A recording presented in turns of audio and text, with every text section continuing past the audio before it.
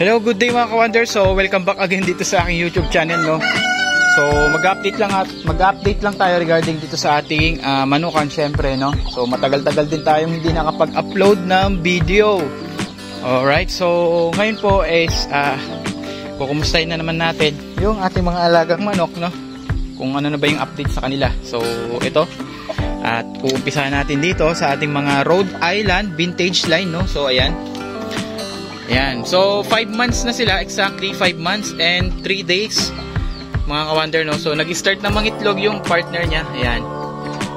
Yung hen, isa nag-start na mangitlog, no. So, bali may nakulik na tayo na tatlong egg niya, no. Ayan. May tatlo na siyang itlog na ating nakulik. And then, ayan. Ang ganda. Kitang-kita nyo naman yung rooster, oh. Ayan. So, hindi ko sure na talagang healthy sila, no. Pati yung hen. Ayan, ganda. Ganda rin ang kulay nila. Dark na dark. Dark mahogany. No, mga ka-wonder. Then, dito naman sa kabilang kulungan, is ito yung ating mga Brahma. So, ayan. Ito yung ating Tisoy. Si Tisoy, yan. Yung ating Brahma rooster. And then, yung mga sexy ladies niya. Ayan. Ayan sila. So, ito, nagda-drop na rin ng egg. So, nakakolect na ko. Nag-start na rin itong mangitlog. So, meron na tayong dalawa na nakolect na itlog. Pero hindi ko alam kung alin sa kanilang dalawa yung unang nangitlog. But, doon ako isa, yung isa, no. So, yung kasi mas malaki, and then mas bulky yung katawan, at saka mas mapula yung mukha. Alright, so, ayan. Ayan sila. Almost, nag-itlog na sila lahat. Do, syempre, ito naman yung ating mga kabir. So, ayan, no. Nakita nyo yung tandang natin. Napakalaki ng katawan.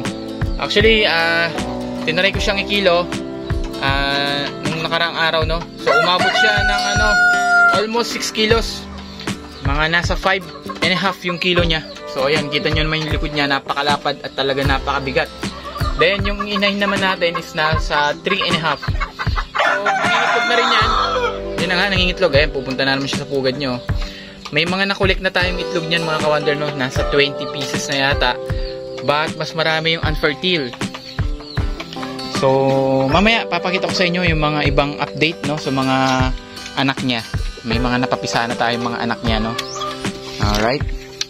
Then, dito naman, syempre, yung mga ano natin dito. Mga native, then upgraded na mga hen. So, ayan sila. Eh, nagtataka siguro kayo kasi kinulong ko sila dito. So, medyo mailap na kasi sila. Hindi ni sila tulad ng mga upgraded na native, no, na medyo maamo pa. So itong mga to may ilap na, then hindi na sila nadadalas dito sa bahay, kaya kinulong ko muna sila rito para umamo ulit sila. Tapos itong rooster na to, yan, kung mapapansin nyo to, may lahi tong Black Australorp, no, mga ka-wonder, pero hindi na siya ganong kalaki dahil mas mas lamang yung pagiging native niya. Although upgraded native din to. So ito is nakipag-swap tayo dito sa pinsan ko. So sinwap natin yung isa nating upgraded na na native, no. Sinwap natin dito kasi yung mga nakita ko kasi yung mga manok niya is magkakapatid. So sabi ko, kung gusto mo insan, mag-swap na lang tayo para hindi mag-inbreed yung manok mo. Mas lumaki pa yung mga offsprings nila. Alright. So, ayan, pupunta naman tayo dito sa kabilang kulungan. Andito na yung mga native, mga natin pala, mga papisa nating mga sisiw, no? So, ito umpisa natin dito sa ating bulik hen. So, ayan, kung mapapansin nyo, ayan, nasa 3 weeks na, no? Magti 3 weeks na yung mga sisiw niya. At kita nyo naman, napaka-healthy nila. Ayan. Oh, tsaka ang lalaki. Oh, right? Yan, mga upgraded na yan. Yan, pansin nyo, lalaki ng mga sisiw nyo. Tapos, ayan, hindi mo yan basta-basta mahuli. Ayan, napakailap nila. So, yan yung isa sa indication din talagang healthy yung mga sisiw, no? Kapag, yan, napakahirap. Mailap sila. Hindi sila nagpapahawak. Talagang healthy sila, yan. So, ang napisa nito is nasa 10, then may mortality na 2. Ito siya, hindi ko na ginagamitan ng ilaw dahil natural yung ginamit natin dito, natural hatching, no. Pinapisaan natin sa nanay niya, tapos siya na rin yung nag-alaga ng mga anak niya. At ayan, ang gaganda naman. Then dito naman sa kabilang kulungan, Ayan, dito makikita natin, meron ng anak yung ating kabir. Alright, so nakapagpalabas tayo, nakapagpapisa tayo ng 4. So, ayan sila, oh. Ayan yung 3. Ayan, makikita nyo siguro yung mga malalaki dyan, no? Yung mga matataba. Ayan yung mga anak niya. 1, 2, 3, 4. 4 yung anak niya. Then the rest dito, puro mga upgraded na native na.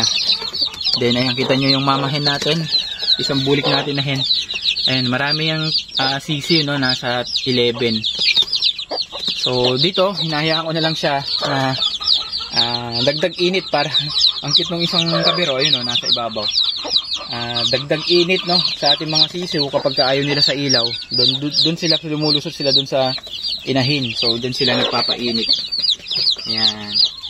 Alright, so ang dami ng sisiw na to. Nasa 30 plus yata itong mga sisiw natin dito. Oh. Ayan sila, ang dami nila. Ayan. So, magtataka siguro kayo dahil hindi sila sabay-sabay, no? Hindi sila magkaka-height or hindi sila pare-pareho na laki dahil yan iba-iba ho naman ng date o iba-iba ng araw na pisa. Yung mga kabir natin is na-hatch yan September 22.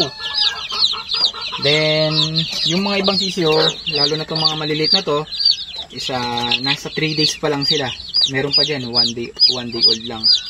No, kapipisa lang. Alright, yun yung mga update natin, no? Marami na tayong sisiyo.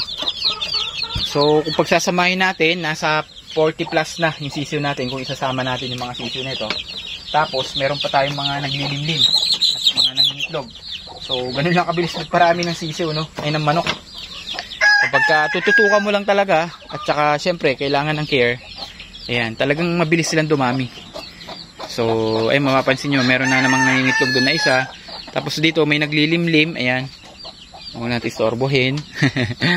At dito, meron din naglilimlim. Ayan. Mga native natin. Sila yung mga, ano natin, mga native natin na, ano, natural huts, no?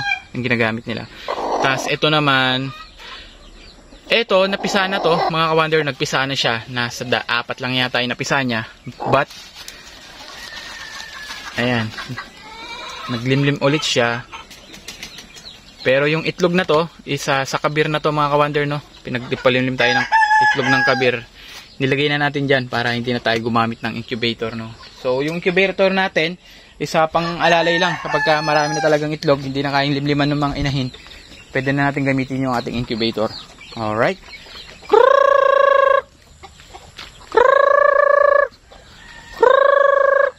So, ayun yung iba natin manok. Nasa galaan.